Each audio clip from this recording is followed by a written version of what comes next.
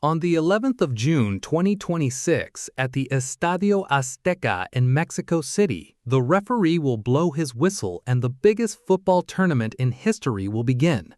48 nations, 1,248 players, 104 matches across 39 days in 3 countries, a final at MetLife Stadium in New Jersey on the 19th of July that will be watched by more people than any sporting event ever broadcast.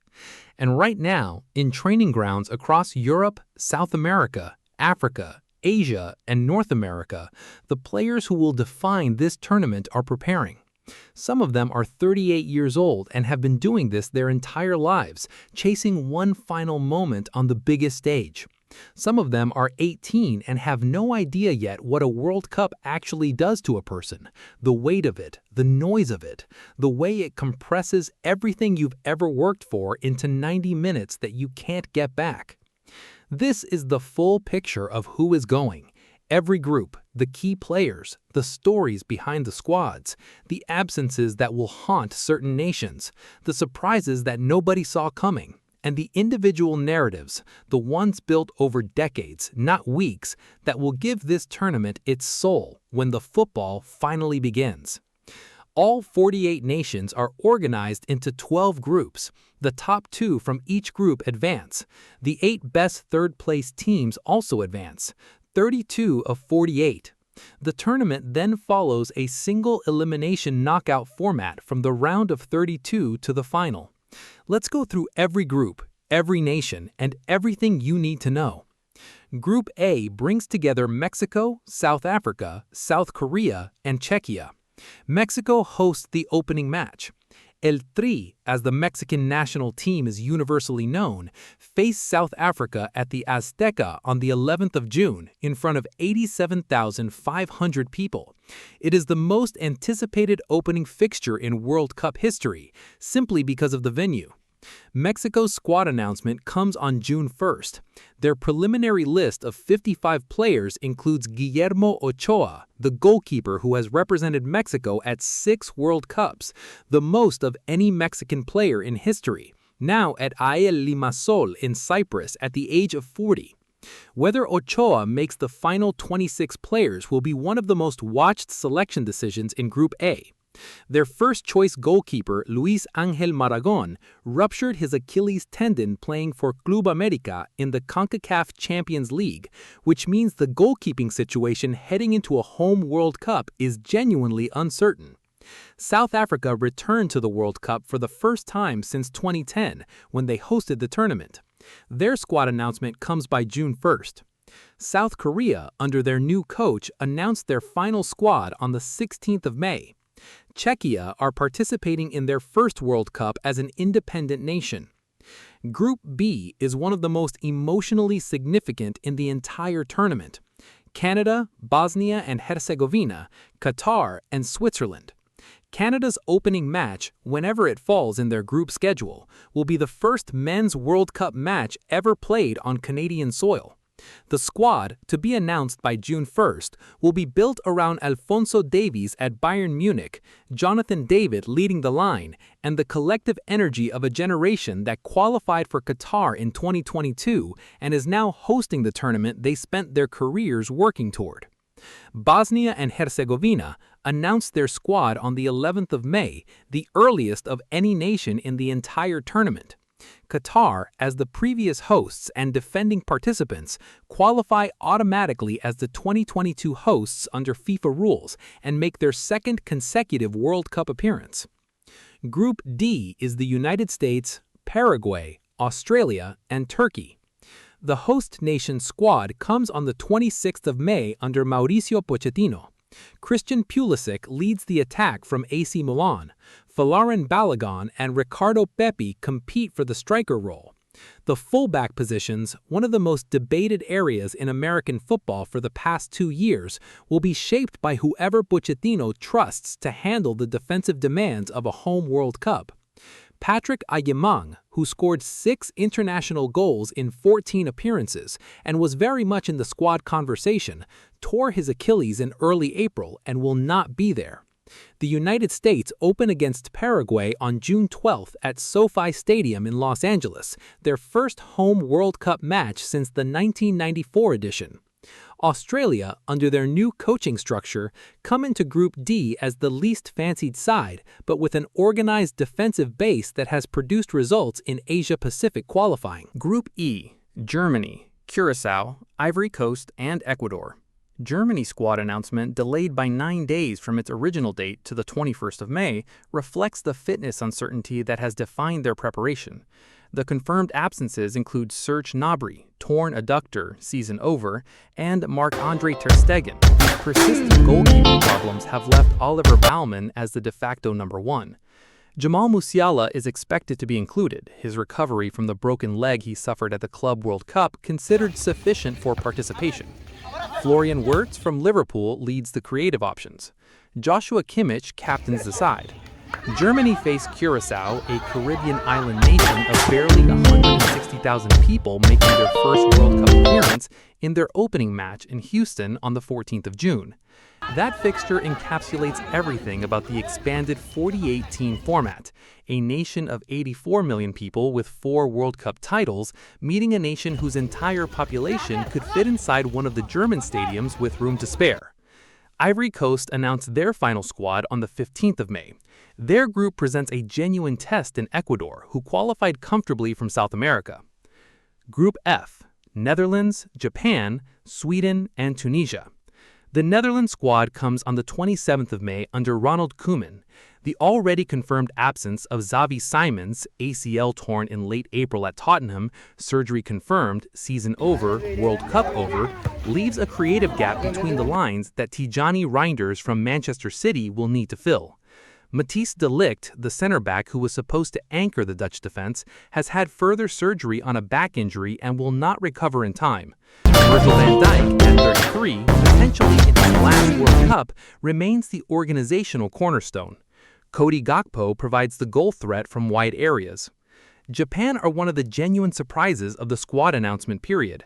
Their confirmed 26, released on the 15th of May, is organized and technically accomplished under their coaching structure, with Takefusa Kubo from Real Sociedad their most creative player.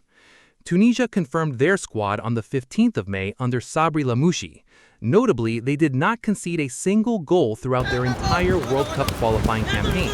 That defensive record is extraordinary, and the group will test whether it translates into European oppositions. Sweden, a nation without Zlatan Ibrahimovic in a major tournament for the first time in over 2 decades, confirmed their squad on the 12th of May. Group G is one of the most tactically intriguing of the tournament. Belgium, Egypt, Iran, and New Zealand. Belgium confirmed their squad on the 15th of May. Having crashed out in the group stage at Qatar 2022, a genuinely shocking exit for a generation that had been one of the most talented in European football for a decade, the Red Devils return under new management and with a transitional squad that blends some survivors of that golden generation with younger players who weren't yet born when Anderlecht last won the Belgian title. They topped their qualifying group without losing a match. Iran's participation, confirmed only after an emergency FIFA meeting in Istanbul on the 16th of May, adds an extraordinary dimension to this group. Their squad announcement comes on June 1st. Iran play their group stage matches on the U.S. West Coast, Los Angeles and Seattle. They face Belgium, Egypt, and New Zealand in Group G, with their opening match on June 15th. Egypt's squad is announced on the 29th of May. New Zealand confirmed their squad on the 14th of May with Nottingham Forest striker Chris Wood as their most recognizable name. Group H: Spain, Cape Verde, Saudi Arabia, and Uruguay. Spain's squad comes on the 25th of May under Luis de la Fuente. The most debated question in Spanish football right now is Lamine Yamal, the 18-year-old Barcelona winger who was the standout player of Euro 2024 at 16, who is already one of the most exciting attacking players in the world, suffered a hamstring injury in April and is following what his club describes as a conservative treatment plan. The Spanish Football Federation has said they expect him to be available. The timeline suggests he could be fit, but hamstring injuries that require conservative protocols in the final weeks before a tournament are not predictable things. Spain are the top-ranked nation in this World Cup. They're built to win it regardless of whether Yamal is fully fit. but his presence or absence will shape how the attacking line looks and how the opposition defends. Cape Verde appear at the World Cup for the first time in their history. Their qualification was one of the genuine stories of African football over the past 2 years, a nation of 500,000 people spread across islands in the Atlantic, defeating opponents far more populous and far better resourced. Saudi Arabia were the nation that beat Argentina in the group stage of the 2022 World Cup in one of the greatest upsets in the tournament's modern era. That result is the context for every match Saudi Arabia play at a World Cup for the foreseeable future. Uruguay bring their characteristic defensive organization and the attacking threat of Darwin Núñez. Group I: France, Senegal, Iraq, and Norway. France's squad was announced on the 14th of May. It is bold, young, and in some respects ruthless. Antoine Griezmann, who was central to France's 2022 World Cup final run, retired from international football after Euro 2024. He is not coming back. Eduardo Camavinga, Real Madrid midfielder, World Cup finalist at 20 in 2022, has been left out. Didier Deschamps told the press that Camavinga had a difficult season with fewer appearances and injuries, and that the competition for midfield places was very strong. Randall Golo Muani, on loan at Tottenham, is also out. What France do have is Kylian Mbappe, in a race against time with a hamstring issue, but expected to be available. Ousmane Dembélé, the current Ballon d'Or holder. Michael Olise, who has been one of the finest attacking players in Europe this season at Bayern Munich. Ryan Cherki, Desiree Doué, Bradley Barcola.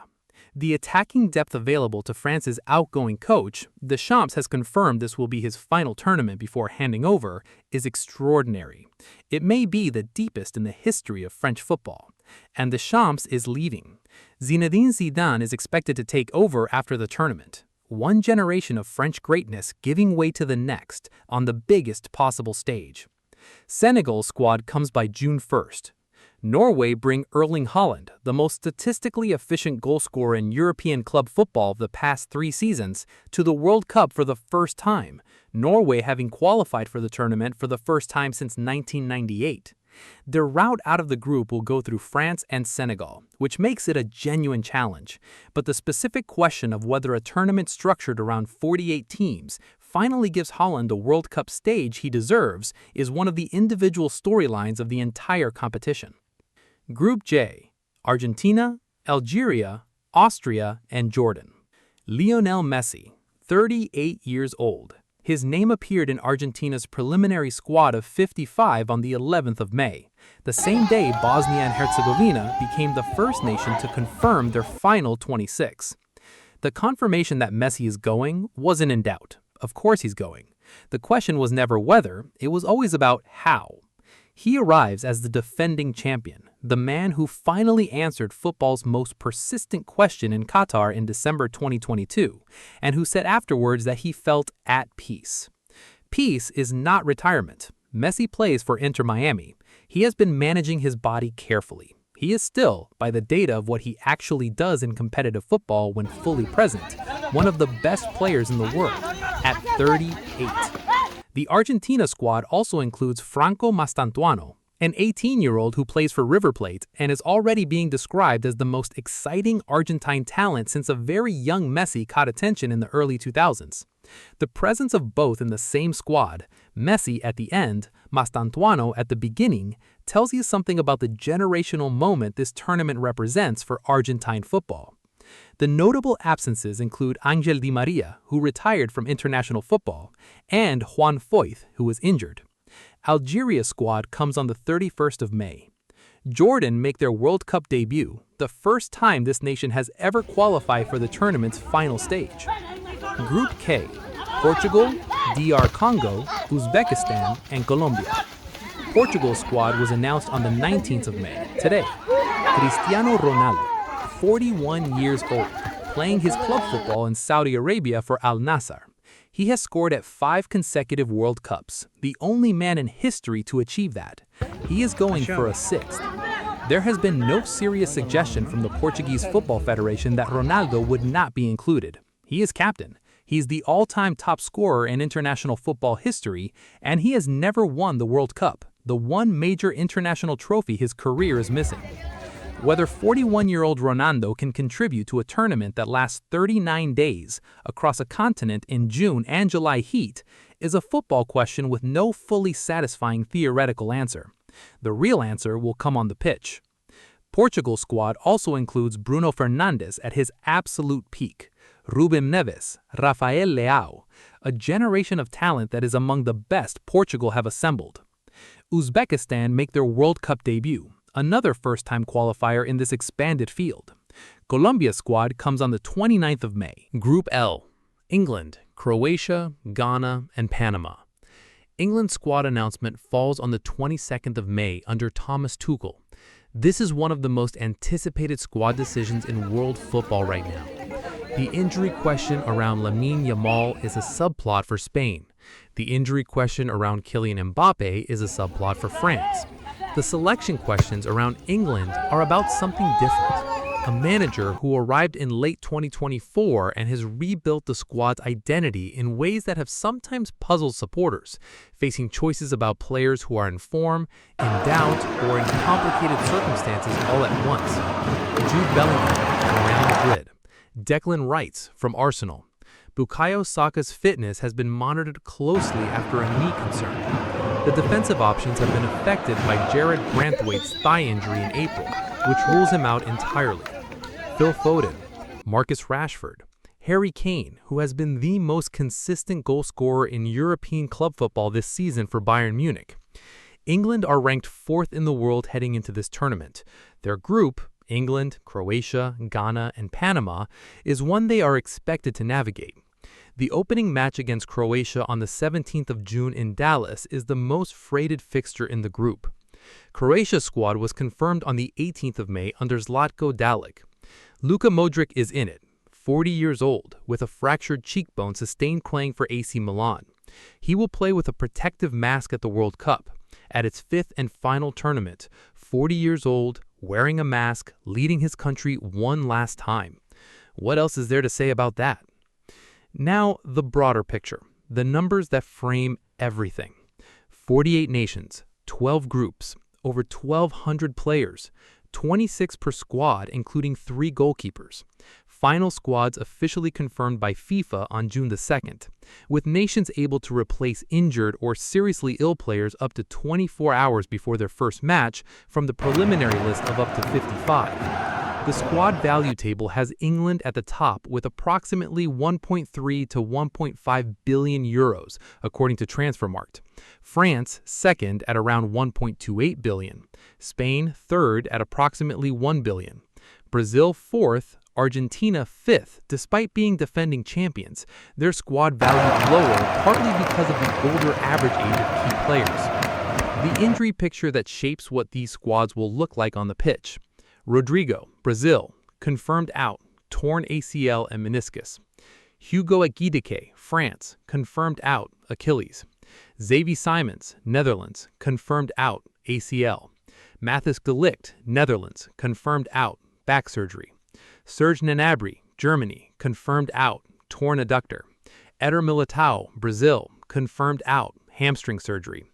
Luis Angel Malagón, Mexico, confirmed out, Achilles. Jared Branthwaite, England, confirmed out, thigh. Juan Foyth, Argentina, confirmed out. And the doubts. Lamine Yamal, Spain, conservative treatment, monitoring. Kylian Mbappe, France, hamstring, expected available. Christian Romero, Argentina, knee, battling to be ready. Estevan, Brazil, hamstring, racing the clock. Jurrien Timber, Netherlands, groin, minor doubt. Nahuel Molina, Argentina, thigh, 2 to 3 weeks. The history these players carry. 7 of the 8 World Cups played in the Americas have been won by a South American team. Germany won in Brazil in 2014.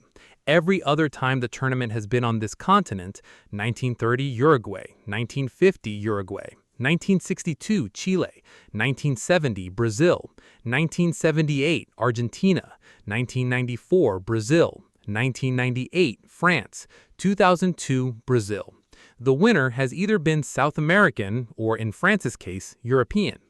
In North American time zones in June and July heat, that historical weight may be relevant. the first-time qualifiers who represent what the expanded format means for global football's reach. Curaçao, a Caribbean island of 160,000 people. Cape Verde, 500,000 people across Atlantic islands. Jordan, first World Cup appearance in their history. Uzbekistan, Central Asia's first presence at the tournament's final stage. These nations are here because FIFA expanded the field. That is a real thing, with real consequences for the families of the players from those countries who will now watch their sons play at the World Cup. That matters. It is, along with everything else happening around this tournament, genuinely worth saying. And then there are the endings, the final chapters. The players whose careers have been defined by this sport at its highest level, and who arrive in North America understanding, with the clarity that comes from experience, that this is the last time. Modric, with his fractured cheekbone and his protective mask. Messi, with his peace and his desire to do it again. Ronaldo, with his 6 World Cups attempted and 0 won. Deschamps, as France's coach, handing over after this one. Van Dijk, who deserves a World Cup and hasn't had one yet. Neymar, recalled at 34, given one more chance he probably didn't expect to receive. These are the players who will be on that pitch when the Azteca fills up on the 11th of June, when the referee blows the whistle and 48 nations and 1,200 players enter the moment that everything else was preparation for. The squads are nearly set. The stories are already written in outline. The details of how they actually end, that's what June and July are for. Which nation are you following most closely this tournament? And which player do you think will be the one nobody expected, the breakthrough performance that defines 2026? Leave it in the comments. That conversation is worth having right now before it all begins. If this kind of football coverage is what you come here for, authentic, accurate, built on what's actually happening, a like and a subscribe means a great deal. I'll see you in the next one.